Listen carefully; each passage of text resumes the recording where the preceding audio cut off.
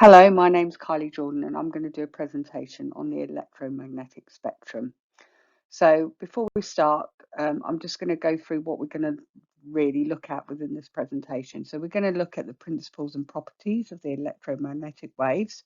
We're going to compare applications of visible and UV light. We're going to look at microwaves and infrared, which are types of waves within the electromagnetic spectrum. We're also going to look at like the biohazards on two types of waves, so ultraviolet and the infrared. And finally, we're going to look at medical X-rays, the use and the hazards. So let's get started. So first of all, what is the electromagnetic spectrum? The electromagnetic spectrums are wavelengths that are created as a vibration or an oscillation between a magnetic and an electrical field. Okay, and what they do is they give off forms of light, these waves. There are different kinds of waves within the spectrum, and they have different wavelengths and different frequencies, and we'll go into that a bit more in detail.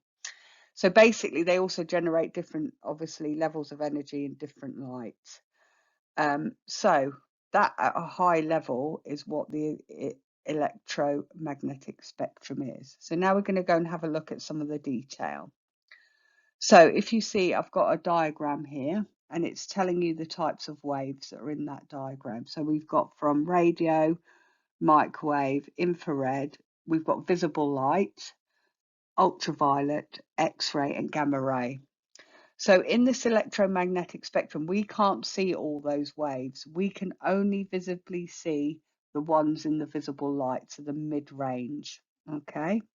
So these waves, wavelengths have waves, so they're like waves of a sea, basically.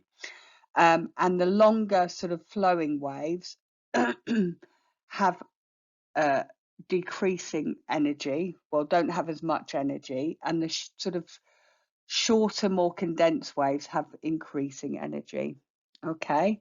And then the frequency is kind of like how many waves can pass through in a second. So these waves travel through a vacuum. They travel at the speed of light, so basically 300 millimeters per second. Like I said, the mid-range is visible to the eye, and these wavelengths are seen as color, and they have energy within these wavelengths. So now we're going to go and have a look at some, some elements of these different wavelengths. So I've got here like a table, and it tells you these kind of different wavelengths. So if we have a look at the first one, which is radio waves, it has the lowest frequency, the lowest energy, and it has like a longer wavelength. Okay, so a more rolling wavelength than a shorter sort of Z wavelength. So basically, radio waves are used in things like the radio, the TV, mobile phones, radar, Wi-Fi, Bluetooth. Okay, and it's relatively safe, radio waves. You have to have very large doses, I think, for it to be dangerous. The next we've got here are microwaves. So obviously, the obvious one is a microwave oven. They're also used in satellite communication and things like speed cameras. So again, they're not as safe as radio waves. They can burn if it's very concentrated. Okay, so if we have a look at infrared, so infrared is kind of heat type transfer radiation. So you can feel it, you can feel the heat of it rather than actually see it. So electric heaters, cooking, some night vision equipment, communication, TV remote control is an infrared. You can't see the infrared hitting the TV to turn it on, but that's basically what it is. Okay, again, it has to be very concentrated for it to burn infrared. So now if we have a look at visible light, so obvious things like photography, seeing things, seeing light, seeing colour, that's within the visible light range. You can burn from this, and it can cause blindness in very high exposure to eyes. So lights, if they're shining in your eyes and they're very bright, they can cause damage to your eyes.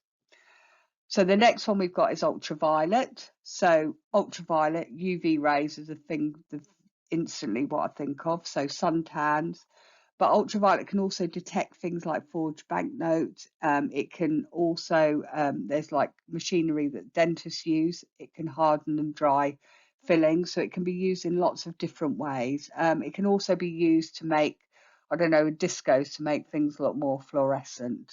So ultraviolet, it it is very hot and it can burn. So the sun, UV rays can burn you, and it can cause cancer if there's overexposure to it from things like the sun. So now we're looking at X-rays. Okay, so these are medical images of your bones. So if you break your leg, you would go into hospital and you'd have an X-ray. They also use it for baggage scanners so that you can see if there's like guns in the bags and things like that. So again, this can be hazardous.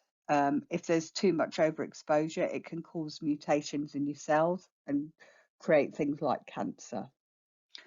So gamma rays, I mean, this is like radiation basically that you would have for to treat cancer and things like that. And it can also like clean equipment.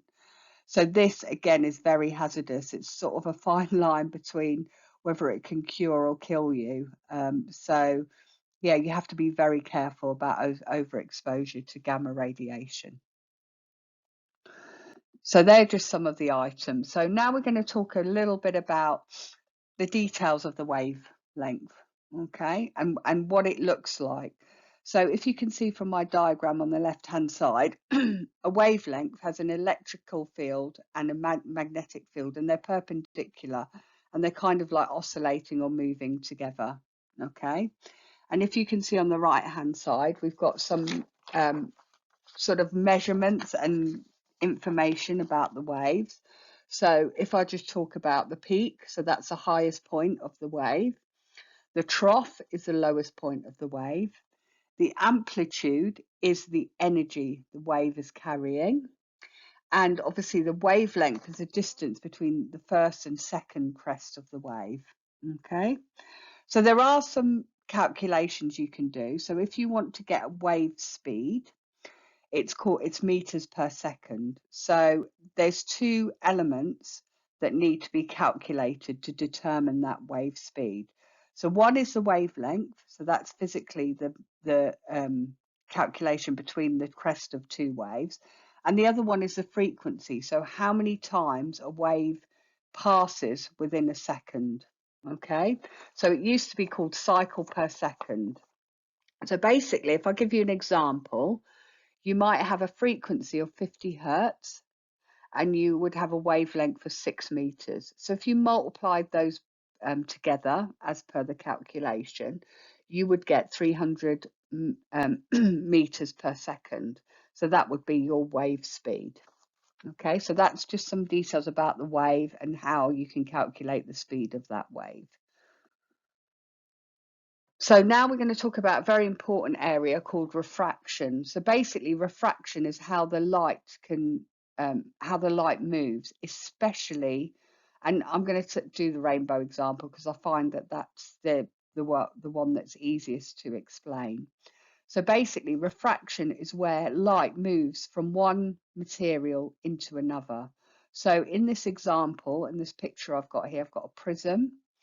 So the light is in the air and it hits the prism, and when it hits the prism, based on the wavelength, so red or violet, it bends, the light will bend.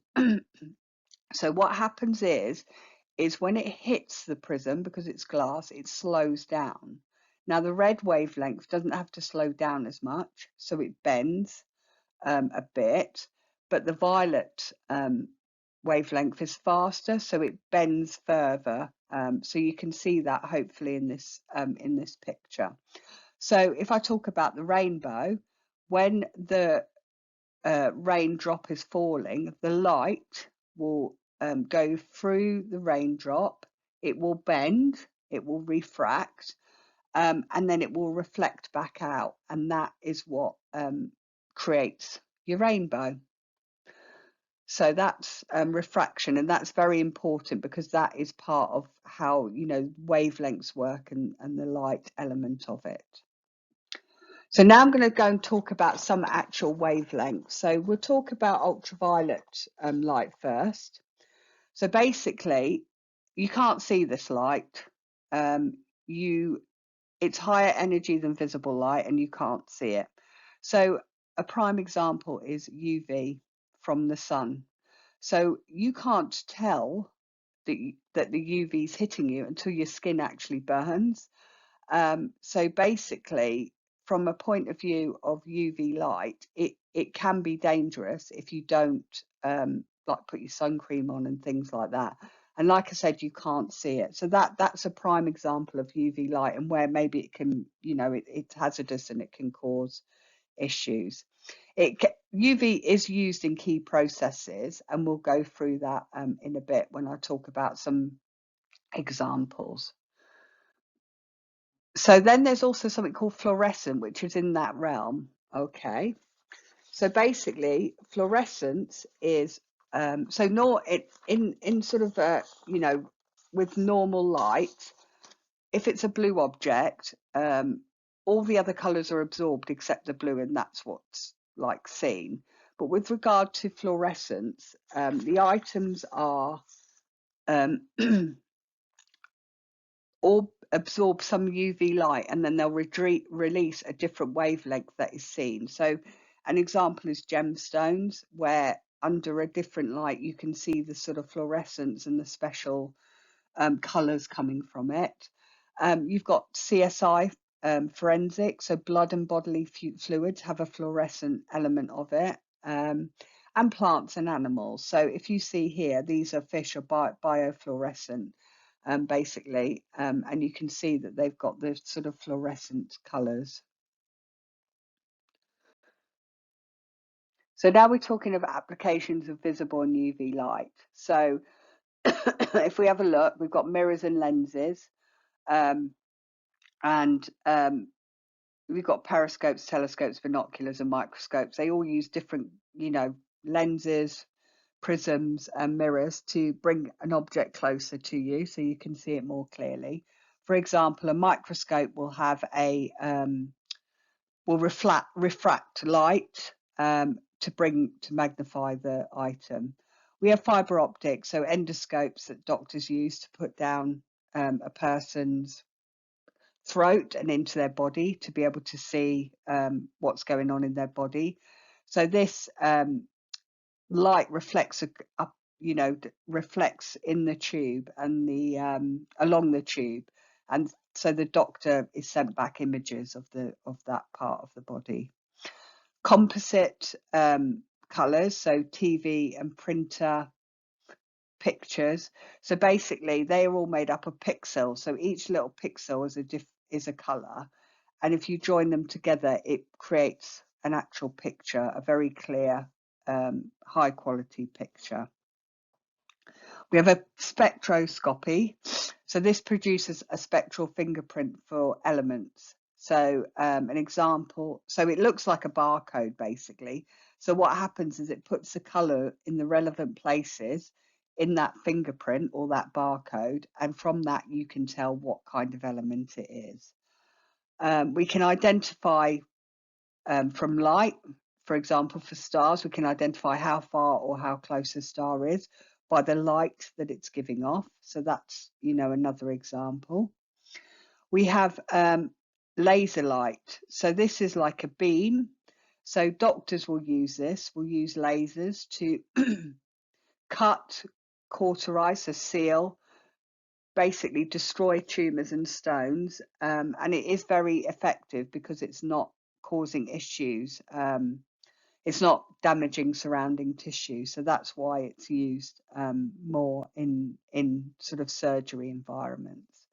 And then finally, we've got UV light. So basically, that can be used in the sterilization process because it can break down like bacterial cells and things like that. And it can also be used in things like fluorescent paints. So yeah, so there's some of the applications that UV and visible light can be utilized in. So now we're going to move on to some of the types of waves. Okay, so now we've got, the first one we've got is microwave, right? So microwave, if we're talking about microwave ovens, doesn't use conduction or convection. It's different how it heats food. So basically what it does is it uses vibrating water molecules to heat the food from inside out, and it's called localized superheating. So it's a very different process in terms of heating food. Microwaves also are used as kind of like a communication wave. So it's not multi-directional, so it can only go in like a straight line. So if you had antennas on the Earth, it has to go in a straight line, so it can't. It has to be within the curvature of the Earth, basically. Obviously, when we're talking about satellites, the microwave range is more extended. So that, okay, so now we're going to talk about infrared. So infrared radiation is not visible. Objects like fire, you can't see the infrared, but you can feel it because it emits heat. Warm-blooded animals like us can emit infrared because we've got some infrared within us. If you look at thermal imaging cameras and things like that, that can identify heat loss in a building, in a person. So police use it when they're looking for people. Objects like remote controls, for example, they use infrared, but they don't give off heat basically because the levels are like too low. So yeah, so that's infrared. So now I'm going to talk about the biohazards of UV and infrared radiation. Okay, so both have hazards. So infrared radiation can blister and burn your skin in high doses. Some will be extremely hard to touch as well. So fire, for example, and concentrated infrared can damage things like your eyes, like your cornea and your retina. UV rays, like with regard to the sun, can cause damage. So it can cause things like sunburn, but it can also do greater harm. So basically, chemical reactions, chemical bonds that cause these reactions can affect the human skin cells by changing elements in the DNA, and that can result in cancerous cells. So there are hazards with regard to these wavelengths. So we do have to be aware of these because you can't see them. So now if we go on to X-rays, so basically X-rays sit between the UV and the gamma radiation. They're used in hospital settings for imaging. So if you've got a broken leg or something like that, you'll go and have an X-ray and they'll know where to put the cast on to fix it. So protection is definitely required in these environments, specifically for people who work in these environments, because the more and more exposure can cause harm. So what happens is electrons get knocked from their orbit, which causes molecules to change that can result in cancer. So accumulated radiation is a constant threat for people who work in that environment. So they have to be very careful. So an example is a dentist will stand behind the door when they take an X-ray because they know they're doing this they're doing X-rays every day. So they have to be, mindful of that. So we're on our final slide now doing a recap. So basically we've covered the electromagnetic spectrum and what sits sort of within that. And we've covered what wavelengths are and what the frequency is. We've covered that we've gone through that wavelengths are seen as colour, and that we can only actually see the human eye can only see the mid-range that's visible to the human eye. We've gone through refraction and what happens when light moves through different materials. We've gone through that waves are used in everyday objects and natural objects, and that these can be hazardous. So thank you very much. Are there any questions?